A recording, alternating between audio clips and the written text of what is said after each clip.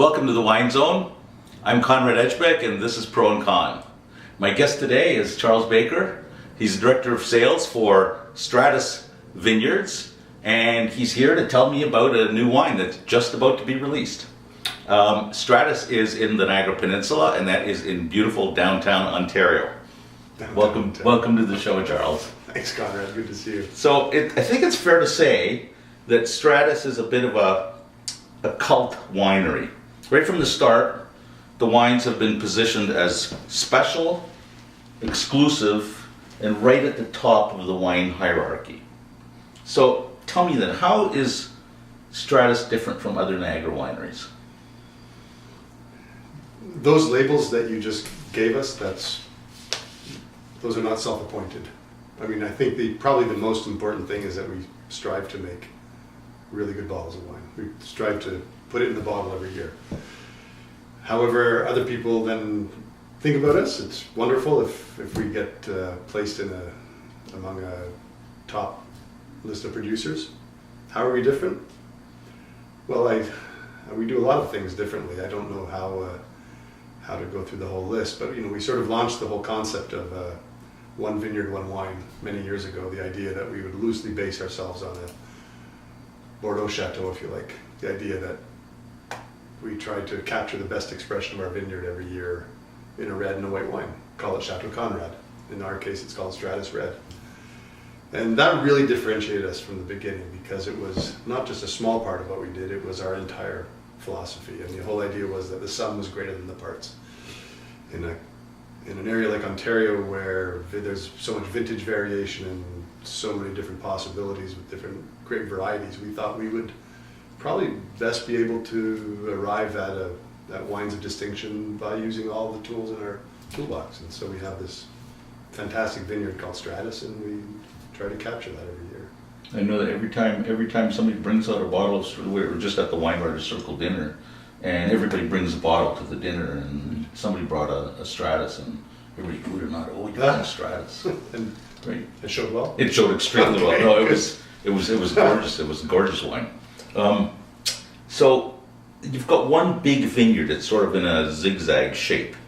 Yeah, right in Niagara-on-the-Lake. Right in Niagara-on-the-Lake. Just on the edges. I mean, when people think of Niagara-on-the-Lake, they think of the town. I mean, the town is really almost half the peninsula. Right. So you're just south of Jackson Triggs and pretty visible. Right. When you're driving along the highway there. Now, in the vineyard there, it's 61 acres. Plus or minus. Plus or minus. You've got 7 white varieties and 11 reds that you cultivate. And there are there's some unusual varieties like Malbec, Mourvèdre, Sangiovese, Tannat, Tempranillo. Yep. So I'm trying to do an inventory in my head. Yeah. Well, there's also unusual whites there in terms of the Semillon. Sure. So what conclusions has the winery, and specifically your fabulous winemaker J.L. Groux, come upon from these grape varieties? Well, you still have them, you haven't ripped them out. No, gosh no. Tell me about it. The winemaking world, when you plant something, it's a generation to figure out if you made the right choice. A colleague of mine would say, in the restaurant business, you can change the salad dressing for Friday night service. In our business, you plant a grape variety, you have to live with it for a while to see what it can do. You plant it, it has to grow to maturity. After a decade in the ground, it starts to strut its stuff. Then you have to see how the wine ages. You have to have a cycle of different types of vintages to actually get something in the bottle that can give you a qualified answer. In our business, that's a long time. Yeah. Children. The most recent grape varieties you planted in 2009. We finished planting the vineyard a few years ago, and it's complete now. It's important to understand that vineyard, that farm has been farmed consistently, not as a grape farm, for 300 years. Right. As a vineyard, it's only been a few generations, but that few generations allowed us to adopt some very old vines of some of the more traditional varieties that we all know. Chardonnay, Cab Franc, some Gewurz, some Merlot, beautiful plantings that are now 30 years old, and that's substantial. Those are deep-rooted vines giving us great stuff. When we took over the property in 2000, we pulled out about 40% of that vineyard. There were vines that were not in great health. There were varieties we weren't necessarily interested in, all that kind of stuff, but definitely needed replanting. And we took the opportunity to augment some of the more substantial vineyards that we already had in some of those blocks, and to look at some new possibilities. These aren't random selections. We didn't say Tempranillo's going to, let's just throw it at the wall and see if it sticks. Yeah, no. You picked them very carefully based on soil and Absolutely. climate and everything. And we planted, in some cases, Sangiovese, the great Italian red variety. We only planted a couple of rows. Mm-hmm. Now the results are interesting. We finally bottled our first Sangio this year. 100% Sangiovese. From 2010. Okay. Which was sort of the vintage in question today. And we really like the results. We're pretty confident that we're going to like the results of these varieties. Tempranillo, Tanat. These have all been bottled now. We've all bottled small lots of these, a barrel here, 2 barrels there, just to see what's in. Just for internal use. Well. And then perhaps maybe blending into something else. They will end up in Stratus Red if it merits it. It's a mosaic. You have to look at that vineyard as a giant tapestry. 44 different plantings, 18 different varieties, spanning, plantings spanning decades. What have we discovered? We've discovered that Petit Verdot is a very successful, interesting grape variety. It might be interesting. Bottled on its own. Totally. Yeah. Bottled on its own, yeah. As a blending partner for the assemblage of Stratus. Yeah, because in Bordeaux they use like 2%. Yeah. They're afraid to use more because it overpowers the rest of the wine. Sure. There's this acid-tannin relationship that happens, but we also took the opportunity to try it on its own. Why not? Just to see what would happen, and we love it. It's been one of our most successful varieties. It ripens earlier than Cabernet Franc. It is hardier. There's so many things. There's more color. There's more depth to it. There's many reasons. Now, there's more acid to it. There is more acid. Which in Ontario we already have high acid. Do you not find it to be a bit of a problem?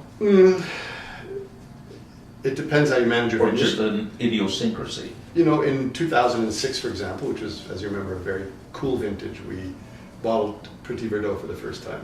And it's a beautiful wine today. But when we first bottled it, it was pretty ferocious. And we just decided, we started to sell it, and then we actually pulled it off the shelves because it just needed some time to temper itself. Right. And made it go and sit in the corner. Came back a couple of years later, and it's dynamite. Now you can, there are ways to balance out all this acidity. There's, lower yields. There's longer hang time. All the things that our winemaker J.L. is notorious for, that people scratch their heads at and wonder what he's doing. And the results are, and the proof is in the pudding, if you like. So Petit Verdot has been a really great, interesting success story, and that's ahead of all these new varieties that we're now bottling: Tempranillo, Sangio, Tanat, etc. Mourvèdre.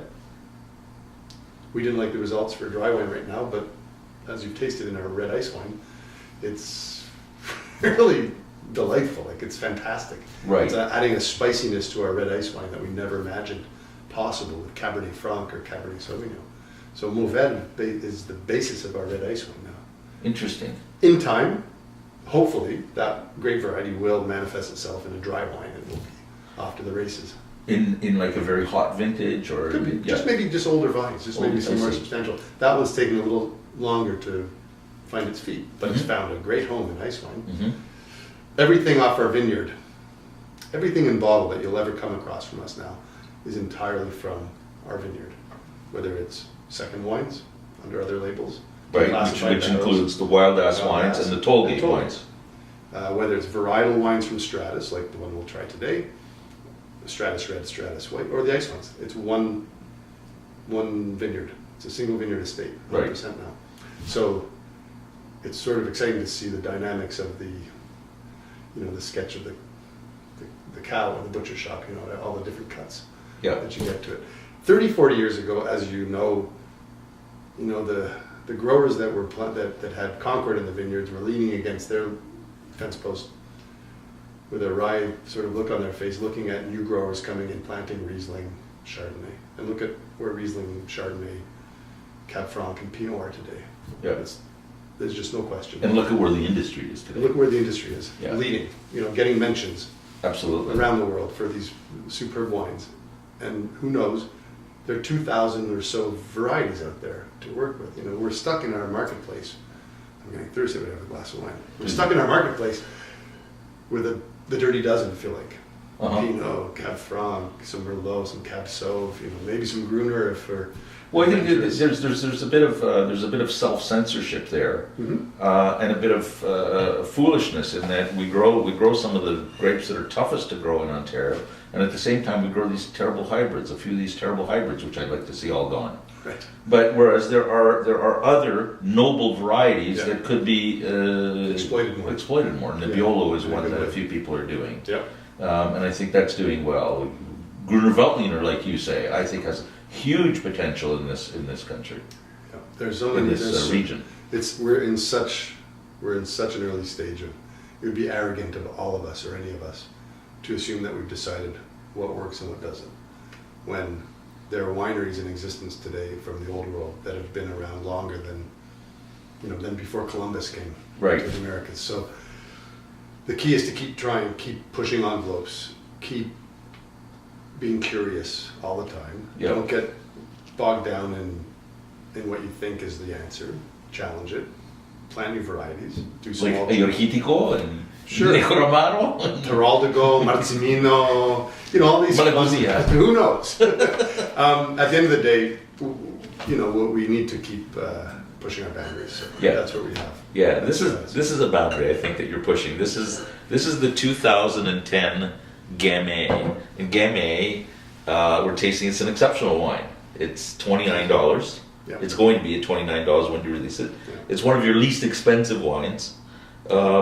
It's actually going to be exclusively pre-released to viewers of this show and also to listeners of the Ontario Today Wine Phone-In. And then it'll be in general release at the beginning of spring. Yeah. At the beginning of spring, at the end of March. We're excited about So I'm really excited about it because it's really lovely. Now, how does Stratus Gamay, in your opinion, differ from those famous Gamays from the French region of Beaujolais? I'll wear two hats here because from a Stratus perspective, this is not one of the new varieties we're talking about. Gamay, the Classic variety. The jury's not out here. It works in Niagara. It works brilliantly. Everything from delicious, crisp, fresh, lively young wines to maybe some more wines of more complexity, more richness. So Gamay works. I wish there was more of it. Yep. I actually wish we had more of it in our vineyard. Yeah, but, that's at odds. This That's is my a personal fantastic hat. example of it. That's my personal hat, conflicting with my Stratus hat because we're it's based on more full-bodied variety. I feel like just Gamay is a Stratus is based on more full-bodied. Sure, I mean Gamay is that one that they talk about as sort of the least noble of the noble varieties that we know, but true. And you have to really be disciplined in the vineyard to do this. So what you have in that glass is a perfect storm. You have 2010, which is, it was the sun. When we say it was a great vintage, we always have to remember what's great for reds and what's great for whites. Yep. And I know that personally, obviously, with Riesling, they're two different animals. Right. With red wine, 2010 was a gift. The sun came up in April, went down in November. And if you couldn't ripen your red fruit that year, you should probably be getting your resume sharpening skills. Right? So Gamay needs lower yields. To get to this stage here, it needs lower yields. It needs a lot more attention than just fresh and fruity and lively Gamay. I love that. I love those wines. I'm a huge fan of Gamay. I love drinking all the old school, old world Cru Beaujolais. I bow down at the altar of Marcel Lapierre and all the great producers of the Beaujolais.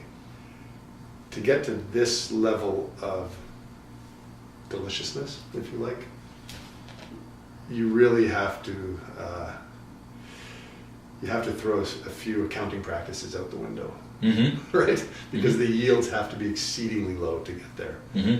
I don't know what your tasting thoughts are on this wine, but for me, there's all the beautiful structure and acidity and backbone of Gamay, yet with richness. Bigness, and richness, rich- forwardness, Totally. appeal, instant Yep. appeal. Well, in fact, Take Gamay off the label. yeah, most Beaujolais, just generic Beaujolais, 2 to 3 years. Right. The Beaujolais Village, 3 to 4 years, and the Cru Beaujolais, 5 to 6 years maximum for the big ones. Margaux, Moulin Vin, perhaps Fleury. With an exception, a few years longer, but that's exactly right. Here, this is already 3 years old. It's entering its third year, and it's just beginning to open up. It has so lush. It's got tremendous texture. I can't get over the texture, the richness, the loveliness, and it's already drinking beautifully. It's got forwardness, and yet I'm curious about how long you can lay that down for, because I get a sense that that's a 10-year wine. In general, that's what J.L, our winemaker, attributes to his red wine program, 10 years. Mm-hmm. That's in general. I mean, that's encompassing everything from Cabernet Sauvignon in the really ripe years to Cabernet Franc in the leaner years. Where will this be? What have we bottled? We bottled in 2002, Yes, you bottled the 2002 Gamay. but that wasn't 100% estate at the time. Okay, The first estate bottled Gamay was 07, right. a beautiful year. And then again in 09, which was a challenging year for red wine, but that was But still had great balance. forgive me, a smoker of a Yeah. wine. It was really terrific. Beautiful balance. For certain varieties. Oh no, Sure. I wouldn't want some of the Cabernets and Merlots that are out there. No, for 09 was a 09. vintage you had to really work at. Yeah. Again, look, it almost snowed in July. It was cool and Yeah, cloud covered, and which is perfect for a Riesling, perfect for white varieties, challenging for reds.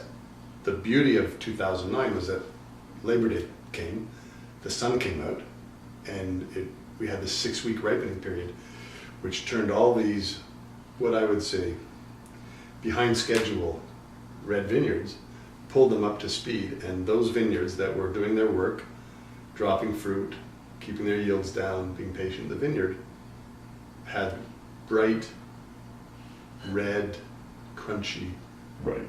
wines. Yeah, Pinots from the especially start. Pinot Noirs, especially Right. Pinot Noirs. And so the Gamay fit right into that.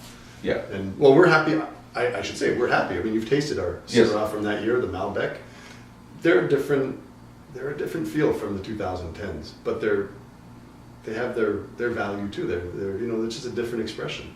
yeah. These ones by Canadian standards are almost monster wines, and They are. we love them. But Have you asked what lovable alcohol monsters. level is on that? I don't care. It's, It's one of those things where we sort of look at that after. and now you got me going here. Take a look. It's 14.9. Yeah, this ripe, It's ripe totally. fruit. You never tell. You can't tell that it's got that much alcohol in it. The density of the fruit, Yeah. the concentration of the fruit, the integration of Yeah. the barrel aging absorbs all that. And at the end of the day, the wine, it might be heftier wine than your average Gamay, but it has poise and class, and Mhm. I love it. I mean, there were 6 barrels bottled of this. That's scarcely 160-70 cases. It's not a big 167 cases. 160 or 170 cases. Okay. I don't know the numbers. We've probably already gone through ourselves a dozen. It's interesting. You and your family at home. Conrad, we make these beautiful assemblage, Bordeaux-esque in the spirit of Bordeaux wines. We love them. They have what's the word? They have comportement. They have a distinguished sort of carry Yes. to them. Yes. This is the I one think that it's we called get breed, aristocracy. something. Maybe Yeah, this is the finesse. one we get excited about. Yeah, it's got power, but it's got Yeah. delicacy. That's a window into the rest of our red wine portfolio for 2010. Fantastic, Yeah. fantastic. Well, now that we've finished adoring this wine, let's just say that this wine can be acquired by contacting the winery by email at stratuswines.com, by phoning them, and it's 905-468-1806, Indeed. okay? Or by visiting the winery. And what's the address? Most importantly, it's 2059 Niagara Stone Road. Which is Highway 55. Highway 55, the exit off the QEW it's the main road into the town of Niagara-on-the-Lake. It's a visit you will not regret. It's one of the most beautiful wineries in the province. Thank you so much for coming in. Thanks, and talking Conrad. to us. Cheers. Cheers to you. Here. Happy day, happy day.